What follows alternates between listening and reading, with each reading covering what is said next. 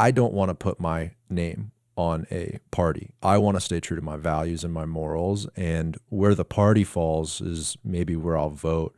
But I don't like the idea in this country of, hey, it's one side or the other, and that's the only thing that matters. And you also kind of feel that way where, although you are running as a Republican, you do have these core values that you've stayed true to. Let's jump into that next question you had, is kind of how you found yourself as a Republican and what your true values are. Absolutely. Stay true to your values, stay true to your morals.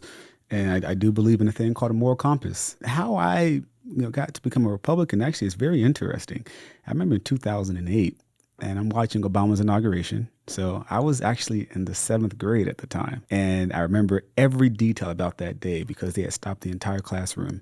And I'm watching it and I'm crying. I have tears in my eyes. If he can do it, so can I, is what was going through my mind at the time. And you fast forward a couple years, and then right around the time the ACA was passed, shortly thereafter, my mom's healthcare insurance nearly doubled.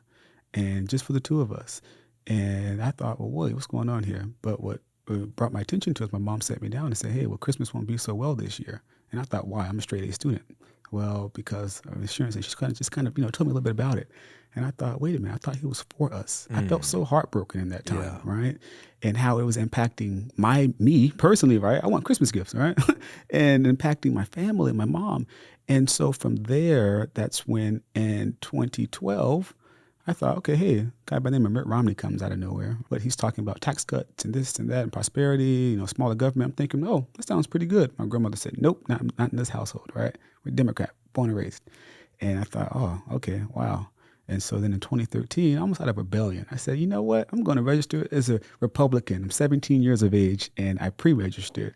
And I thought I did it. And at that time, it was more of just like a ha-ha. But then I grew into it very fastly rapidly I grew into it actually, because then in 2016, when I am now, a United States airman, and there's one of the most pivotal elections to date in my life at that moment is between, Trump and Hillary.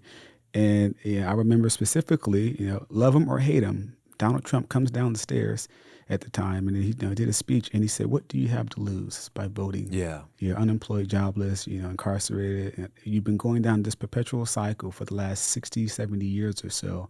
And it's always just been hey, we're going to promise you everything, but deliver on very little to nothing. And that's what I felt.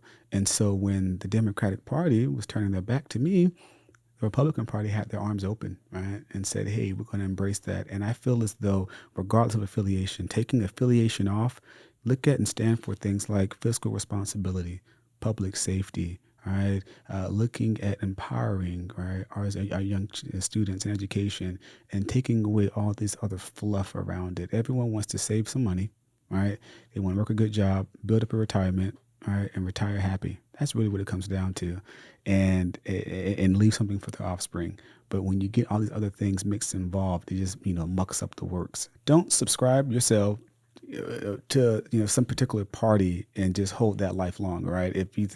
Because if you hold true to your morals, what you truly believe in, if you care about the community issues, then you may kind of shift in and out a little bit there. But what I really want to hit on is be an independent thinker. Okay. Yep. And that's what I bring forth in this election. Ultimately, second point is what you've seen with every politician out there, and even if you look at my opponent and many other people throughout the state and national politics, they're going to say, right, the headline slogan and whatever that yields, right, back to child. Ooh, you got the shiny carrot, right, the gold coin, and whoever has the biggest carrot, right, or the shiniest coin, oh my gosh, I'm going to just trend there. And you would make these outrageous claims just to be a partisan soundbite. Knowing you probably can't accomplish those Knowing things. you can't, and you won't accomplish it. And people a lot of times on the campaign trail know it good and day that they will never, in their 4, 8, 6 years, whatever the term, that they'll be able to accomplish that. How many times have we been told that story? Oh my gosh. Seriously. Yeah. Hey guys, if you want to watch the full episode of this clip,